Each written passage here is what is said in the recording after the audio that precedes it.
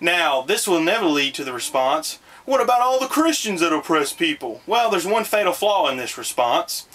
When a Christian, a supposed Christian at least, does such things, he is acting contrary to what the Bible says. He is acting inconsistently with his worldview. However, when an atheist acts in such a manner, it is fully consistent with his worldview and philosophy of survival of the fittest. So am I saying that every atheist has to be as evil as they can possibly be? Of course not. And you had used, Wineisyourfriend, you had used the example of people eating bacon. Well, that's silly. When a Christian makes that argument, that's a bad argument. Nobody's saying that, in other words, the doctrine of total depravity does not teach that people are as bad as they could possibly be. Okay? I'm not saying that. And any other Christian said that is a moron. Okay? At least with that argument. Many atheists make positive contributions to society. And just because you're an atheist doesn't mean you'll transform into an evil dictator. Again, I'm not saying atheists will be as bad as they can possibly be. Again, the eating babies was a bad argument by some Christian. The God-given conscience within testifies to right and wrong, whether the atheist wants to attribute it to God or not. It is this sense of right and wrong that the atheist will rely upon when seeking to condemn the actions of Christians or the God of the Bible. Thus he is borrowing from a Christian's worldview only to use it against him, as if this was even remotely consistent with his own worldview.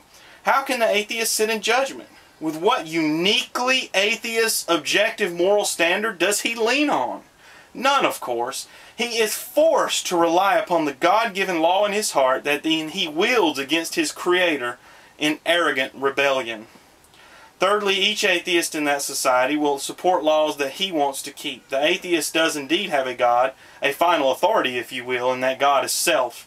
It is this self-centered philosophy that leads to sin, that led to sin coming to the world in the first place and continues to be mankind's problem. So when the atheist obeys the law, he is doing it for self-serving purposes. So even then, there's not really any self-sacrificing. It's not a true self-denial. He's only looking out for himself, with thus selfishness. But the real unique thing I wanted to say is that you're borrowing from the Christian's worldview to sit in judgment on the God of the Bible. Again, what uniquely atheist objective moral standard does the atheist have to lean on? He has none.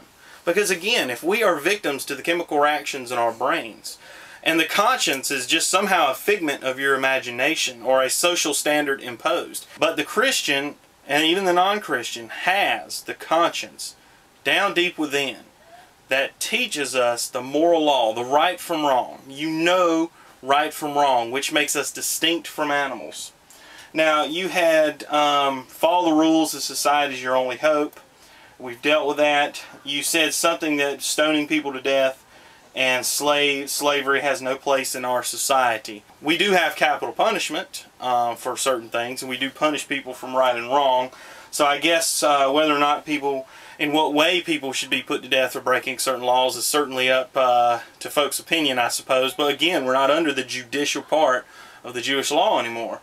Now, slavery, come on man, cheap trick. You said you used to be a Christian, so did you study, do you remember in the ancient world, slavery was an essential part in the Roman Empire, the Greeks, Egyptians, go all the way back. Slavery was an essential part of the economy back then. Okay, God simply laid down rules, and you also notice that the slavery in Judaism was much more humane. It actually saved people's lives, because how? If a man became destitute, he fell on hard luck, he could save his family and still feed them by selling himself into slavery to be provided for, and then every 7th year he would be released if he wanted to. So if you really study how the Romans treated slaves, the Greeks and other societies compared to how Judaism did it, it's a stark contrast. In fact, I'm going to do a whole video on that coming up in the near future.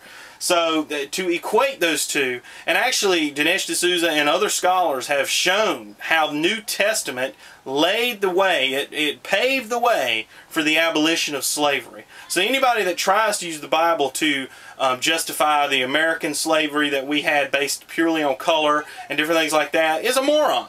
because they're not reading the Bible in context, and the Bible, again, is excruciatingly clear on that. Hope you enjoyed the video. I look forward to the possible response.